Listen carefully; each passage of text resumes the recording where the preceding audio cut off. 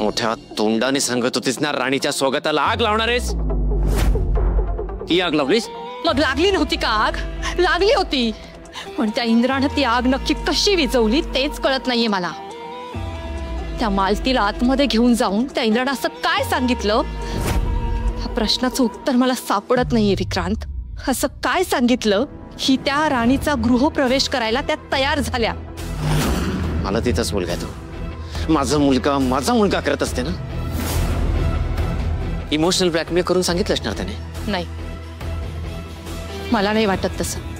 त्या मालतीचा एवढा विरोध असताना त्या इंद्राच्या सांगण्याला भुलल्या, तेही एवढ्या की त्या राणीला घरामध्ये घेतील इतक्या भुलल्या. असं वाटतंय का तुला? यावर माझा विश्वास बसत नाहीये विक्रांत. माझा तर असाही कोणावर विश्वासच नाहीये. मग काय, इंद्राने आबांनी दिलेला शब्द पाळलाय, राणीची जबाबदारी घेतलीये. आबा इंद्राला सह्या देतील. तेच तर ना विक्रांत, त्या कामगारांचा संप आपल्या पथ्यावर पडेल असं वाटलं होतं मला, पण त्या इंद्रानं त्या कामगारांची मनं जिंकून तो संप मागे घ्यायला लावला. तोही स्वतःचा मान त्या कामगारांना राखायला लावून. मास्टर स्ट्रोक खेळला त्याने. आता तोच मास्टर स्ट्रोक त्याला किती जड जातोय ते बघ. आज या घरात आग लागता लागता विझली असेल, पण आता या घरामध्ये रोज फडका उडणार.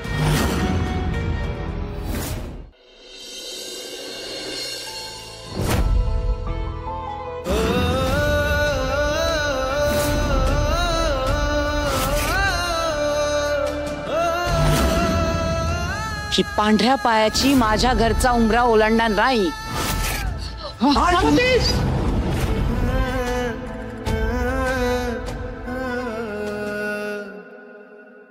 राणी, काय ग एवढा कसला विचार करतेस? हे बघ बाळा, लग्न म्हटलं की प्रत्येक स्त्रीच्या आयुष्यात थोड्याफार अडचणी येतातच, आणि प्रत्येकीच्या अडचणी ह्या वेगवेगळ्या असतात. आता तुझ्या आयुष्यात जी आलेली आजची अडचण आहे ते खरंच अंगावर काटा आणणारी आहे ग. पण बाळा हे बघ, परिस्थिती हळूहळू सुधारेल, सगळं काही ठीक होईल. तू काळजी नको करू. अगं आम्ही सगळेजण आहोत की तुझ्या बरोबर. आणि राणी, ही माझी रूम आहे बर का. आज तुला माझ्या बरोबर राहायचंय. उद्या पूजा झाली की मग तू तुझ्या नवऱ्याच्या रूम मध्ये जा. काय ग, आवडेल ना तुला या म्हातारी बरोबर राहायला? सकाळपासून काहीच खाल्लेले नाहीस तू. भूक लागली असेल ना? घे, थोडं खाऊन घे.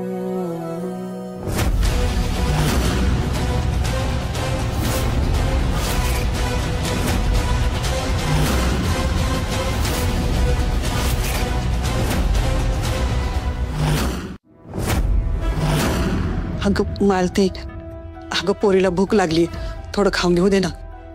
हिला मी घरात घेतलंय ना, हेच खूप आहे हिच्यासाठी.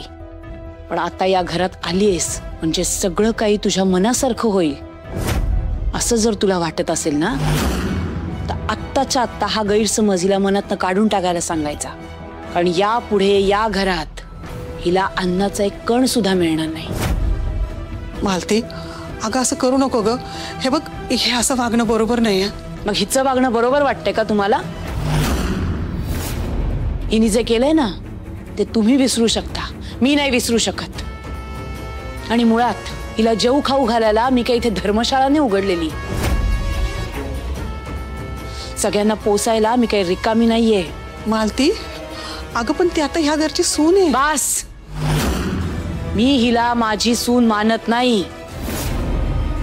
आणि मी तुम्हाला शेवटचं सांगते, तुम्ही हिची बाजू घेणं बंद करा, नाही तर मी विसरून जाईल की आपलं नातं काय आहे. आणि हिचं लग्न तुमच्या पोराशी नाही हो, माझ्या पोराशी, माझ्या इंद्राशी झालंय, जे मला अजिबात मान्य नाहीये. आता हिला कळेल मालती महाडिकचा उंबरठा ओलांडून हिने किती मोठी चूक केली ते.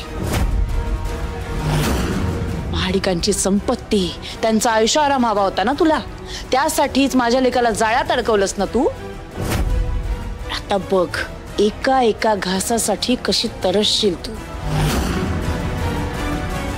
पण तुला काहीच मिळणार नाही.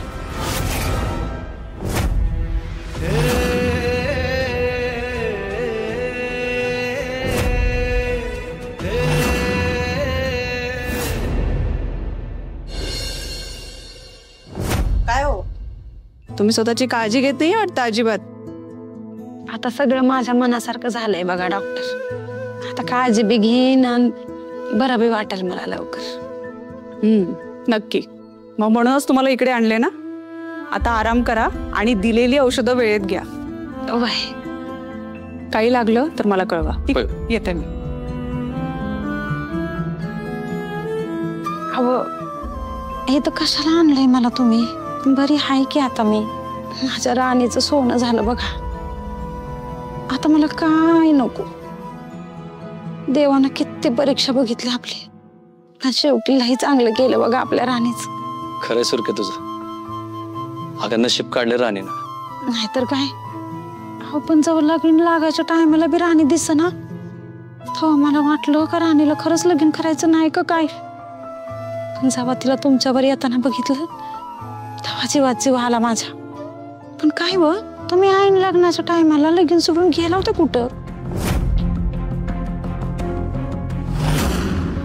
तुम्हाला एका गाडीला डॅश द्यायचे आणि त्या कामाचं तुम्हाला 10 लाख रुपये मिळतील.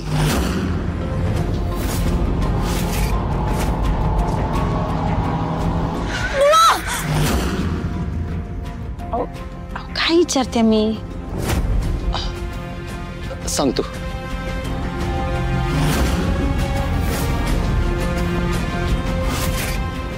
अगं लगीन म्हणजे काही एक काम असतंय वय.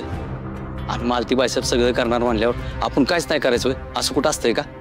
अगं जेवणाचं सामान संपलं होतं, ते आणायला गेलो होतो. असं होय. पण मग राणी कशी आली तुमच्या माग? अगं किती प्रश्न विचारशील सुरकी. डॉक्टरने तुला काळजी घ्यायला सांगितली ना. अगं मग जरा व्हायचा आराम कर की. आता कुठला आराम? माझी लेक होती तेव्हा तिच्या राज्यात लई आराम केला मी. तिला किती बी त्रास झाला तरी मला एका कामाला हात लावू दिला नाही. सगळं काम स्वतःच करायची. आता ती नाही तर सगळं काम मलाच करायला लागलं. नाही तशी काम करायला माझे ना नाही, करीन मी सगळं. माझी राणी लई मोठ्या घरात गेली. आता माझ्या अंगात 10 तिचं बळ आलंय काम कराय. पण आई, तू ही काम करू नकोस, ते काम करू नको, मी करते की ग सगळं. असं म्हणणारी माझी राणी घरात नसणार व. असं लई वाईट वाटतंय मला. अगं कधीतरी ती जाणारच होती ना पारख्या घरी. अगं राणी नावाचं सुख आपल्या नशिबात एवढंच होतं बघ. आता तिच्या सुखातच आपण सुख मानायचं आणि मन मोठं करायचं. आता सगळं काही आबांच्या मनासारखं झालंच आहे. लवकरात लवकर आबांची साईन घ्यावीच लागेल. बोलायचं होतं. या ना आबा.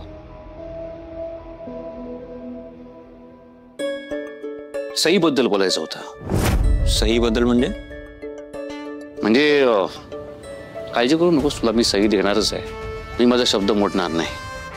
पण या 2 दिवसात तुझ्याबद्दल मला काय वाटतं हे प्रामाणिकपणे सांगायचं होतं म्हणून आलो. बोला ना. राणीचं लग्न मोडल्यानंतर तू मागचा पुढचा कुठलाही विचार न करता तिच्याशी लग्न करायला तयार झालास. तिचं उद्ध्वस्त होणारं घर तू वाचवलंस, त्याला आधार दिलास. तुझं कौतुक करावं तेवढं कमीच आहे. पहिल्यांदा तुझ्या मनाची श्रीमंती दिसली मला. तुझा बाप म्हणून बेमान वाटतो मला. तू फक्त एका गरीब मुलीला नाही, तिच्या घरच्यांना मनापासून, चांगल्या मनापासून वाचवलंस. थँक्यू आबा. तुला जे काही हवंय ते तुला मी देणार आहेच. तुला जी सही हवी आहे ती मी लगेच नाही देणार. म्हणजे राणी आणि तुझं लग्न झालंय, पण अजून लग्नाचे सगळे विधी पूर्ण झाले नाही आहेत. एकदा का सत्यनारायणाची पूजा झाली की लगेच तुला मी सही देऊन टाकेन. विश्वास आहे ना माझ्यावर? हो, म्हणजे काय, विश्वास आहे ना. झालं तर मग. तू कंपनी उत्तम सांभाळतोच आहेस, पण तुझं आता राणीशी लग्न झालंय. बायको म्हणून तुला स्वीकारलंय, तिची जबाबदारी घेतली आणि ही जबाबदारी तू शेवटपर्यंत प्रेमानं पार पाडावी एवढीच माझी इच्छा आहे. पार पाडशील ना? हो बाबा अगदी. तुझ्याकडनं हेच ऐकायचं होतं मला. इंद्रा, आजपर्यंत तुला मी जे काही बोललो असेल ते तुझ्या भल्यासाठी बोललो. तुझं चांगलं व्हावं म्हणून बोललो. मनात काही ठेवू नकोस. बरं चल, बऱ्याच दिवसांनी बापले एक आनंद नाही एकत्र जेवूयात. तो चला चल चल चल चल ये. वा मावशी, तुम्ही असं का तोंड पाडून बसलाय? झालं ना आता तुमच्या मनासारखं? वय बाबा झालं, पण म्हणून काही लेकीची आठवण येणार नाही वैर.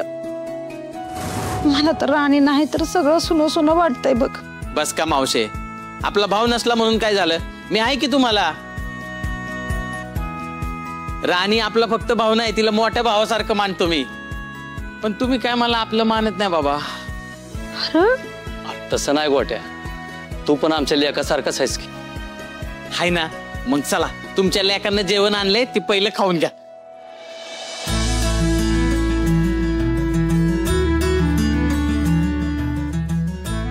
खाऊन घ्या. अरे खरंच नको गोट्या, मला काय खायची इच्छाच होईना झाली आम्हाला. अगं काकी वाईच. ओ बुवा सांगा की तुम्ही. हे घ्या. आर नको, खरंच नको गोट्या. थांबा, तुम्ही ना असं ऐकणार नाही.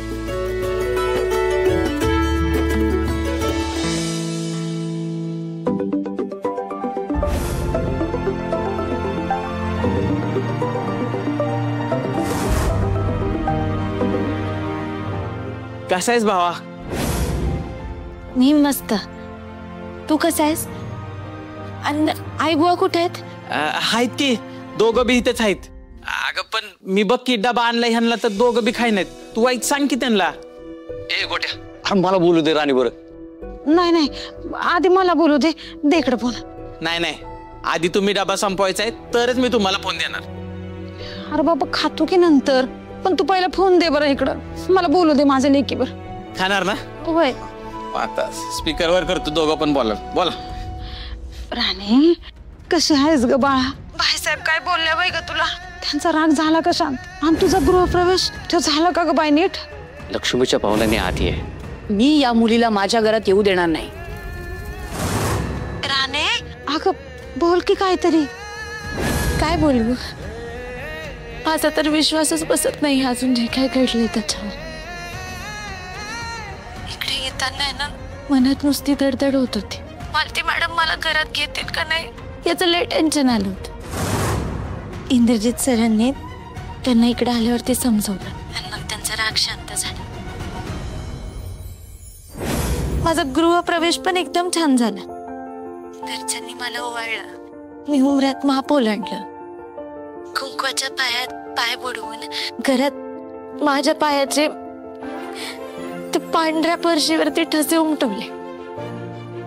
सगळे एकदम स्वप्नात घडतंय असं वाटत होतं. नाही तुम्ही आता माझ्या कसल्याच गोष्टीची काहीच काळजी करू नका. देवानं माझ्या पत्रात एकदम लई मोठं सुख लई आनंद दिलाय असं समजा. माझं नशीब मला एवढं भरभरून देईल असं वाटलंच नव्हतं कधी. खरंच वय राणे, तुझंही बोलणं ऐकून मला किती भारी वाटतंय. कसं सांगू तुला, माझं तर दुकानात पळून गेलंय बघ. नाहीतर तुझ्या काळजीनं कुठं मनच लागत नव्हतं माझं. राणे, अगं तुझी लय आठवण येत होती बघ.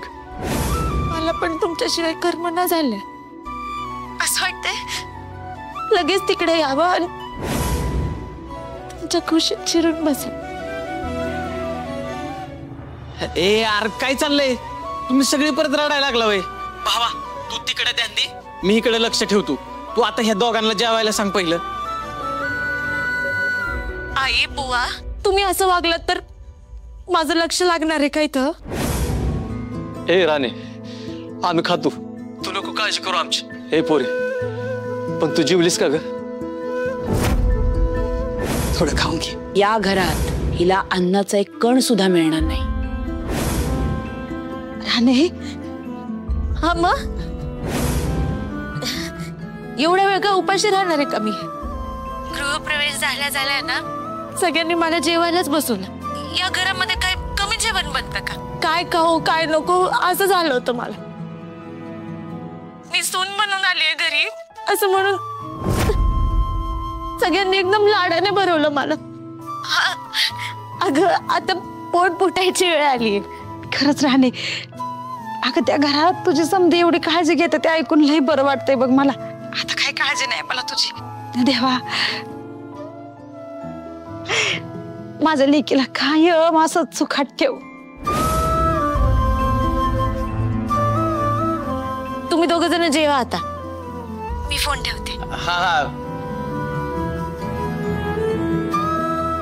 चला खावा आता.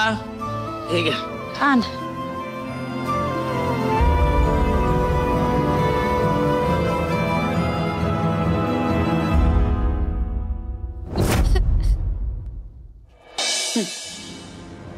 हे हवंय का तुम्हाला अजून? राणी कुठे? चिकन आली जेवायला. भाऊजी ते हे तुमच्याशिवाय पण काही जणांना तिचा खूप पुळका येतो.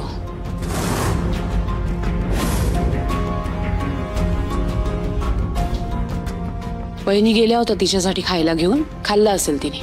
तुम्ही सुद्धा जेवून घ्या. ती खाली का नाही आली? लाज वाटत असेल ना. कुठल्या तोंडाने येणार?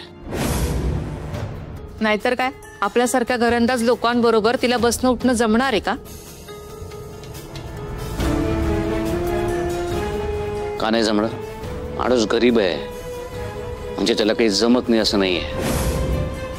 लई जमेल. शिकेल ती हळूहळू. मला खात्री आहे.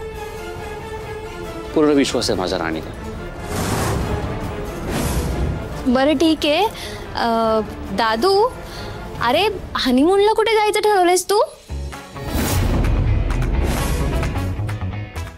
अरे म्हणजे इंडियातच की आउट ऑफ इंडिया काही प्लॅन आहे तुमचा? नाही म्हणजे आम्ही येतो सोबत. काही चिकू जायचं का? अरे हा हे बघ दादू प्रॉमिस आम्ही तुला अजिबात डिस्टर्ब नाही करणार. आम्ही आमचं मी फिरू. प्लीज घेऊन जा ना प्लीज. ते सगळं नंतर. आधी लग्नानंतरचे कार्यक्रम आहे. उद्याच कळसातली आंघोळ आहे. त्यानंतर सत्यनारायणाची पूजा आहे. वहिनी नीट समजावून सांगा यांना. हो हो आता दुसरा काही पर्यायच नाहीये ना. खरं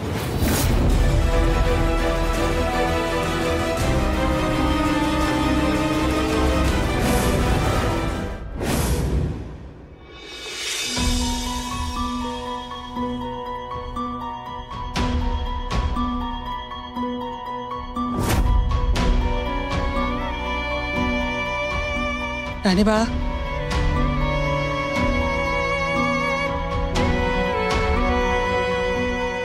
माफ कर ग आम्हाला. अगं एवढ्या भरल्या घरामध्ये नव्या लक्ष्मीचं असं स्वागत नको होतं व्हायला. पण झालं. तुला आम्ही उपवाशी ठेवलं. राणी ही वेळ वाईट आहे असं समज. बाळा ही वेळ पण निघून जाईल ग. मालती जी वागते का नाही राणी खरं तर ती तशी नाही अगं. तू तिच्या वागण्याचं जास्त वाईट वाटून घेऊ नकोस. अगं तसं बघायला गेलं ना तर मालती मनानं खूप चांगली आहे. राणी बाळा तुला एक सांगू रड्ड थांब. अगं बाईच्या जातीने कसं खमका असायला हवं तरच ही अशी आलेली वादळं ना आपण परतवून लावू शकतो. बाळा भूक लागली असेल ना? हे बघ तूप साखर लावून आणलीये. घे खाऊन घे. नाही असं मी कसं बाई या वेळेला कोण आलं का? आम्ही बघते. उर्मिला तू का? तुम्हाला कोणी दुसरं पाहिजे होतं का? नाही ग तू या वेळेला इथं आलीस म्हणून विचारलं. तुम्ही हिच्या जास्त नादी लागू नका. मालते तुमच्यावर चिडतील म्हणून सांगतेय. पण उर्मिला तू आता या वेळेला इथं कशी? नवीन सून झोपलीये का हे बघायला आले होते. कोणीच बघायला आलं नाही तर म्हणेल या घरातली माणसं उलट्या काळजाची आहेत. हो ना राणी? बरं ते जाऊ देत. मला सांग तुला तुझं स्वागत आवडलं की नाही आवडलं? सॉरी कसं आवडेल? उपाशी राहावं लागलं ना.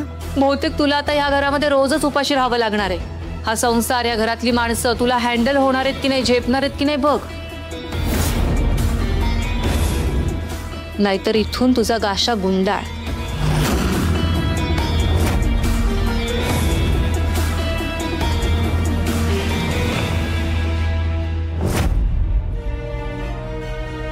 आणि बाळा, तर तिचं बोलणं जास्त मनाला लावून नको घेऊ. ती गेली, आता कुणी ह्याच्यात पटकन खाऊन घे ग. अगं बाळा, राणी राणी बाळा, ऐक ना ग.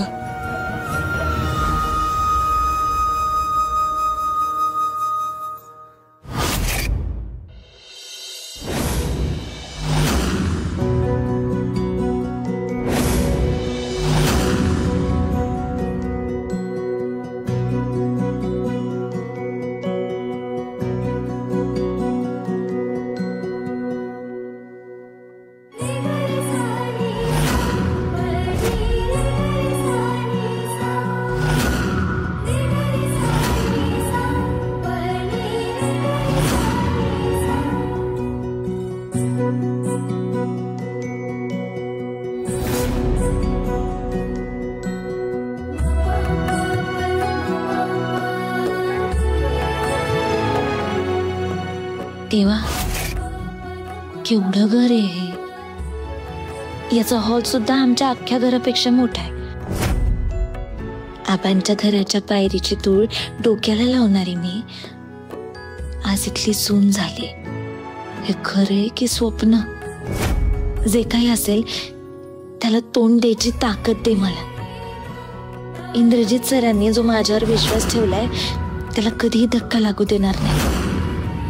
त्यांच्या प्रत्येक सुखदुःखात मी खंबीरपणे साथ देईन.